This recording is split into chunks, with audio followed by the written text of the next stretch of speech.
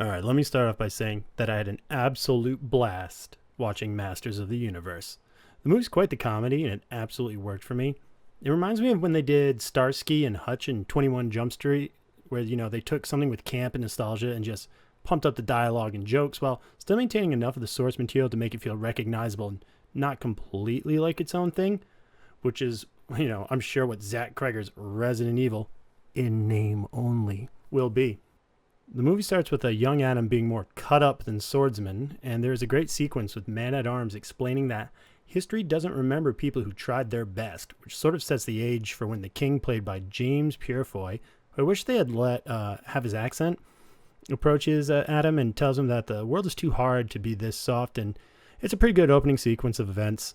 Skeletor then arrives, and the sorcerer sends Adam and the Sword of Power through a portal to the Queen's homeland, they say, or home world, which is Earth, and I assume that'll probably be fleshed out at a later time. Though based on the box office, I'm not sure a sequel's in the mix. Maybe we'll talk about that later too.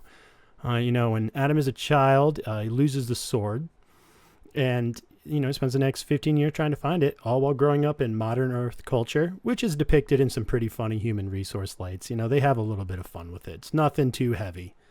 There's like a lot of talk out your feelings instead of violence for conflict resolution. All those things you'd come to expect. He eventually gets wind that the sword is in a specialty shop and attached to a barbarian figure, which is wild because, think about it. Who would put a real sword on display in the modern day? The liability alone if something goes wrong? No, thank you. Well, Adam tries to activate the sword's power, but all it does is alert Skeletor's army and Tila to his location. Tila shows up to have a confrontation with Beastman and an Amazon truck. So they escape, and they escape to Eternia, and that's where the He-Man of it all truly begins. It's actually a very simple premise, but one that works and sets the stage for some great jokes. Adam was a kid when he was sent to Earth, and he has drawings of what he remembers of Eternia so that he won't forget his people. This leads to a great scene where he explains why, essentially all the characters slash toys, if you will, all had such silly names, and man, it really landed. I laughed quite a bit. I mentioned this in particular because there's a fair degree of setup and payoff that happens throughout the movie, including that joke sequence. Now, granted, most of it is very simple joke structure, but so much of it lands. The theater I was in was not very full, unfortunately, nor very big for that matter, but there was a lot of communal laughter. The movie's legitimately funny in how it uses situations, characters, dialogues, and the overall absurdist nature of Masters of the Universe in general. My parents were especially looking forward to this movie because they would watch it. They'd watch Masters of the Universe when my father came home from work back in the day, and they were quite pleased with this adaptation. There were some pretty earnest moments in this movie, as well as some that maybe didn't land as clean as they wanted to, but they're enough to break up the comedy and the action sequences, which were pretty cool for the most part. One scene at Snake Mountain in particular was very cool in my opinion. I really liked that sequence.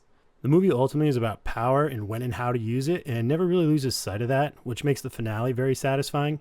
I was pleased to see how they stuck the landing, and I walked out of the theater excited to add this to my growing 4K collection upon release. I'll watch it again simply because of how entertained I was, honestly. The movie does tend to run over 2 hours long, it does run, which was not really a problem for the most part. I felt it was paced well, and there were only a few things I would have removed or, tightened up, which, considering anybody who's listened to me, I'm constantly trying to fix movies. But this one, there's only a few things I would replace and tighten up. I would remove the whole forest chase sequence. It was clearly a Star Wars sequence, and it looked awful. From the ever-present and oppressive colors to the fact that we never felt like our heroes were in any danger, and it just goes on for so long. I got exhausted staring at the CGI vomit background. It was too much, and honestly, it adds nothing. The sequence immediately after the ship crashes is much better, and they should have progressed to it sooner. I'll probably fast forward through it on my next watch because, like I said, it really doesn't do anything for me. A few other issues I have with this movie. Not all the characters sort of justify their existence in it. One example is Kristen Wiig as Roboto. Now, I don't know if it's just how flat her voice acting was, but for the life of me, I cannot remember any of her lines from the movie. Roboto is a one-note character that plays off Duncan from time to time, but I struggle to even remember any good jokes or memorable dialogue involving Roboto, and it might just because the voice acting was so flat as to not strike a chord with me.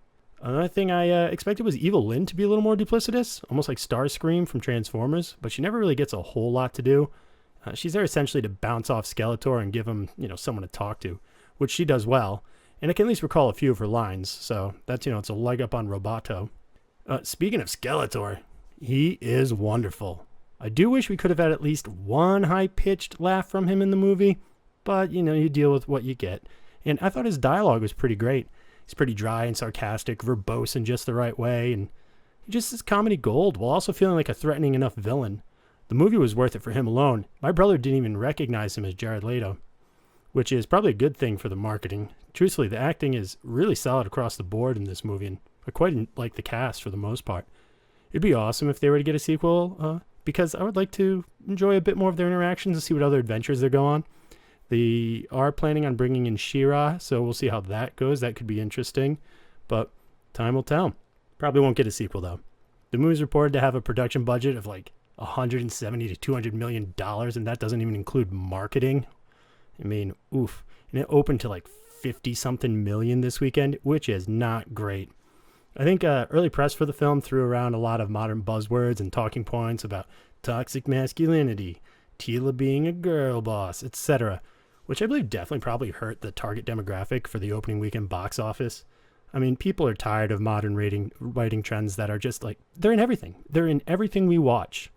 Heroic male brought low to elevate flawless female. It's tired, it's played out.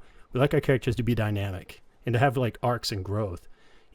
Tila does save Adam, but she's not doing it all the time. She's doing it because he doesn't have enough power yet to fight for himself. And once he becomes He-Man, he does the majority of the fighting from that point forward. I mean, it makes sense in a storytelling capacity. Likewise, all this talk of toxic masculinity. Pass. I've never really had an appreciation for the phrase, and don't you want your villains to be evil? Like, isn't that kind of the point? And Skeletor is just that, the villain. By his own admission, he is simply a villain and he acts like one. Early press and early reviews have become such a handicap these days, but that's a conversation for another time. Masters of the Universe isn't perfect, but it is a lot of fun. I think the characters work. The dialogue really works for me. Most of the jokes absolutely land, and they stick the ending. I mean, what more could I really want from a summer popcorn feature? Hopefully word of mouth can dig this movie out of its monetary ditch, because I would enjoy more stories with this team.